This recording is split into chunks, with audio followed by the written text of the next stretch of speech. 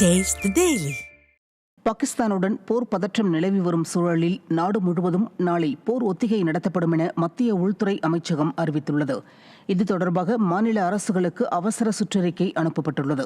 விமான தாக்குதல் நடைபெறும்போது ஒலிக்கும் அபாய ஒலி சைரனை ஒலிப்பது, முக்கிய தொழிற்சாலைகள் மற்றும் தளங்களை பாதுகாப்பது, மாணவர்கள் மற்றும் பொதுமக்கள் போர்க்காலத்தின் போது எப்படி பாதுகாப்பாக இருப்பது உள்ளிட்ட போர்க்கால ஒத்திகைகளை மேற்கொள்ள மத்திய அரசு உத்தரவு பிறப்பித்துள்ளது.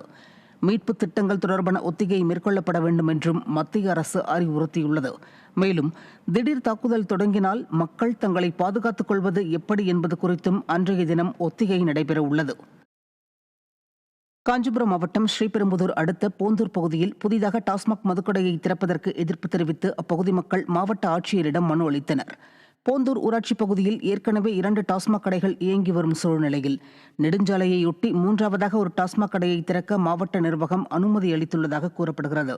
ஏற்கனவே உள்ள 2 டாஸ்மாக் கடைகளால் மதுபோதை ஆசாமிகளின் தொல்லை அதிகரித்து சட்டம் ஒழுங்கு சீர்கெட்டுள்ள நிலையில் மேலும் ஒரு மதுக்கடையை திறப்பதற்கு கடும் எதிர்ப்பு தெரிவித்துள்ள அப்பகுதி மக்கள் அதிமுக மாவட்ட துணை செயலாளர் போந்தூர் செந்தில்ராஜன் தலைமையில் மாவட்ட ஆட்சியரை சந்தித்து அங்குள்ள அனைத்து டாஸ்மாக் மதுபான கடைகளையும் மூடக்கோரி மனு அளித்ததால் பரபரப்பு ஏற்பட்டது.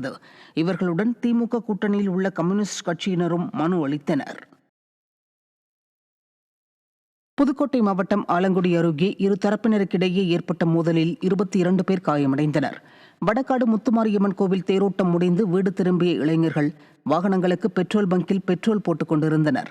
அப்போது அங்கு வந்த மற்றொரு தரப்பு இளைஞர்களுடன் வாக்குவாதம் ஏற்பட்ட நிலையில் ஒரு தரப்பினர் மற்றொரு தரப்பினரை தாக்கியதுடன் அரிவாளால் வெட்டியதாகவும் கூறப்படுகிறது.